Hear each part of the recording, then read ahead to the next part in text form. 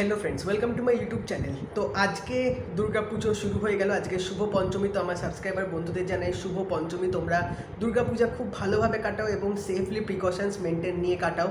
তো আজকে গোলন্দাজ রিলিজ হয়েছে এবং তার সাথে আরও অনেক বাংলা ফিল্ম রিলিজ হয়েছে, কিন্তু আমি আজকে গোলন্দাজের ফার্স্ট শো দেখে এসেছি। এত বছর পর দেবের আবার ফার্স্ট শো দেখতে যাচ্ছিলাম, এটা রীতিমতো আমার কাছে এক্সাইটমেন্ট ছিল। তো গোলন্দাজ ফিল্মটা কীরকম হলো এবং হলে দেখার অভিজ্ঞতাটা আবার কীরকম হলো অবশ্যই তোমাদের সাথে আমি এটা শেয়ার করব। ভিডিওটা কিন্তু এন্ড অবধি তোমরা অবশ্যই দেখবে। এই ফিল্মটা বিগ স্ক্রিনে দেখার মতনই তৈরি হয়েছে এবং ট্রেলারটা তোমরা যারা দেখেছিলে তারা কিন্তু দেখেই বুঝতে পেরেছো যে এটা ওটিটিতে রিলিজ হলেও এটা কিন্তু থিয়েটারে দেখার মতোই সিনেমা। তো ফিল্মটা এমন গ্র্যান্ড স্কেলে, এমন লার্জ স্কেলে বানানো হয়েছে যে এটা যখন তোমরা ওই 70mm স্ক্রিনে দেখবে না, তোমরা জাস্ট তাক হয়ে যাবে, তোমরা জাস্ট অবাক হয়ে যাবে ফিল্মটার প্রেজেন্টেশন, ফিল্মটার এক্সিকিউশন সব কিছু দেখে।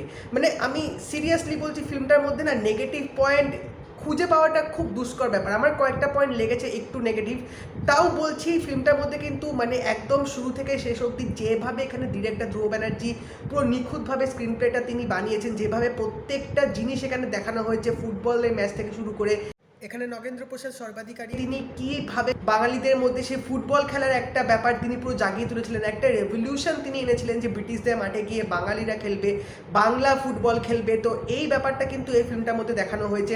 তো গল্পটা এখানে এটাই দেখিয়েছে যে এই যে ফুটবল টিমটা যে বানাবেন, তো নগেন্দ্র প্রসাদ সর্বাধিকারী এই ফুটবল টিমটা বানানোর পেছনে তিনি কীরকম স্ট্রাগল করবেন এবং মানে ফর দ্য ফার্স্ট টাইম একটা গোটা ভারতবাসী এরকম একটা ফুটবল খেলবে ব্রিটিশদের আগেনস্টে, যেটা একটা kind of revolution, kind of একটা ফাইট বলা যেতে পারে। তো পুরো জিনিসটা কিন্তু দারুণভাবে এখানে এক্সিকিউট করা হয়েছে। তো অ্যাক্টিংয়ের ব্যাপারে যদি এবার এখানে বলি, মানে দেব দা জাস্ট ফাটিয়ে দিয়েছে একদম। আমার মনে হয় দেবের এটা ওয়ান অফ দ্য বেস্ট এবং আমার মনে হয় এটা দেবের বেস্ট অ্যাক্টিং। যেভাবে তিনি পুরো ক্যারেক্টারটাকে তুলে ধরেছেন, প্রত্যেকটা মুহূর্ত, প্রত্যেকটা এক্সপ্রেশন তিনি যেভাবে ক্যামেরার সামনে ফুটে তুলেছেন, জাস্ট দারুণ লাগবে দেখতে। এবং তার সাথে ওর ডায়লগ ডেলিভারিগুলো ব্যাপকভাবে এখানে কিন্তু তিনি রিপ্রেজেন্ট করেছেন। প্রত্যেকটা বাংলা ভাষা কিন্তু বেশ স্পষ্টভাবে তিনি এখানে তুলে ধরেছিলেন, কারণ এর আগে অনেকে বলতো যে দেবের বাংলা ভাষা, বাংলা উচ্চারণ ঠিক না, কিন্তু এই ফিল্মটার মধ্যে দেব কিন্তু সেই জিনিসটা একদম দারুণভাবে এখানে এক্সিকিউট করেছে। প্রত্যেকটা ডায়লগ ডেলিভারি তিনি যেভাবে এখানে বলছিলেন তোমাদের দারুণ লাগবে শুনতে। এবং তাছাড়া বাকি যে স্টার কাস্ট আছে তাদের ব্যাপারে যদি বলি, স্পেশালি এখানে অনির্বাণ ভট্টাচার্যর যে রোলটা, তিনি একটা এমন ক্যারেক্টার প্লে করছে যে হচ্ছে দেবকে এসে মোটিভেট করছে ফাইট করার জন্য, মোটিভেট করছে খেলার জন্য। এবং মানে দেব যখনই ভেঙে পড়ছে কোনো সিচুয়েশনে, যখন তার মনে হচ্ছে যে তিনি পারবেন না, তখনই অনির্বাণ ভট্টাচার্য সেই মুহূর্তে আসছে, এসে তিনি দেবকে মোটিভেট করছে, তিনি দেবকে এমনভাবে বোঝাচ্ছেন যে দেব তখনই পুরো চার্জ আপ হয়ে যাচ্ছে। তো অনির্বাণের ক্যারেক্টারটা কিন্তু আমার বেশ ভালো লেগেছে। এখানে তিনি যেভাবে বিভিন্ন কস্টিউমে, বিভিন্ন লুকে তিনি আসবেন, প্রত্যেকটা লুকে কিন্তু তাকে বেশ ভালো লাগছিলো। এবং তিনি তো ওই ডায়লগটা দেবে যে রক্ত না ঝরলে স্বাধীনতা আসে না। তো সিরিয়াসলি মানে প্রত্যেকটা ক্যারেক্টারের ডায়লগ ডেলিভারিগুলো কিন্তু যথেষ্ট ভালো ছিল। এবং তার সাথে ফিল্মের যে আমার সবচেয়ে বেশি পজিটিভ পয়েন্টটা লেগেছে সেটা হচ্ছে ভিএফএক্স, সিনেমাটোগ্রাফি, কস্টিউম ডিজাইনিং এবং বিজিএম। প্রত্যেকটা ডিপার্টমেন্টে কিন্তু দারুণভাবে এখানে কাজগুলো করা হয়েছে। স্পেশালি এই ফিল্মটার একটা মেজর ইউএসপি হচ্ছে বিজিএম।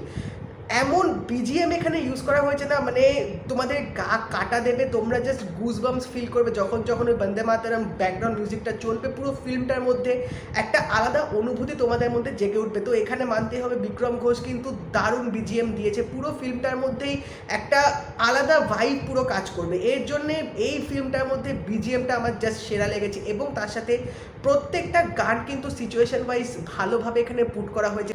এবং তাছাড়া ফিল্মটার ব্যাপারে যদি বলতে হয়, 2.5 ঘন্টার মুভি, কিন্তু 2.5 ঘন্টা মুভি হওয়া সত্ত্বেও আমার কেন জানি না সেকেন্ড হাফে গিয়ে কিছু সিন আমার একটু মনে হচ্ছে লেন্দি, বা একটু স্ক্রিন প্লেটা আমার উইক মনে হচ্ছিলো। স্পেশালি তোমাদের একটা সিন যদি বলি, এখানে হঠাৎ করে মানে এমন একটা সিচুয়েশন আসবে যখন দেব মানে ভাববে, বা দেবকে কেউ বলবে যে তুমি ভগবানের সৃষ্টি, তোমাকে পারতে হবে, তোমাকে করতে হবে, এরকম একটা সিন আসবে ফিল্মটার মধ্যে। তো আমি সিরিয়াসলি বুঝতে পারলাম না এই সিনটা দেওয়াটার মানে কী মানে ছিল।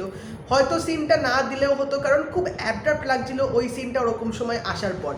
তো বলতে হবে ফার্স্ট হাফে যে এক্সাইটমেন্ট, যে এক্সপেকটেশনসটা তৈরি হয়েছিল, সেকেন্ড হাফে লাস্টে গিয়ে কিন্তু জাস্ট একদম পয়সা ওয়াসুল করে দিচ্ছে। লাস্ট 30 মিনিটস যখন তোমরা দেখবে, একটা আলাদা উত্তেজনা, একটা আলাদা তোমাদের মধ্যে এক্সাইটমেন্ট চলে আসবে। স্পেশালি যখন বন্দে মাতরম গানটা হবে ফাইনাল ম্যাচে, ওই মোমেন্টটা মানে সত্যি বলছি, যদি তোমরা এটা হলে না দেখো তোমরা কিন্তু সেই গা কাটা দেওয়া অনুভবটা কিন্তু একদম করতে পারবে না।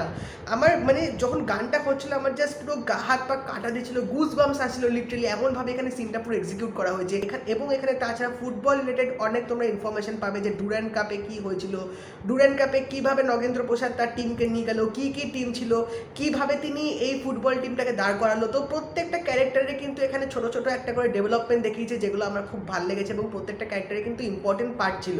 এবং লাস্টে যে ফুটবল ম্যাচটা হবে ওই ম্যাচে কিন্তু প্রত্যেকটা ক্যারেক্টারকে কিন্তু ভালো স্ক্রিন প্রেজেন্স দেওয়া হয়েছে ওই লাস্ট ফুটবল ম্যাচের মধ্যে, যেটা আমার দেখতে বেশ ভালো লেগেছে। এবং যে টান টান উত্তেজনা মোমেন্টটা সৃষ্টি করেছিল লাস্ট ম্যাচে, মানে ফাইনাল ম্যাচের মধ্যে, দ্যাট ওয়াজ আউটস্ট্যান্ডিং।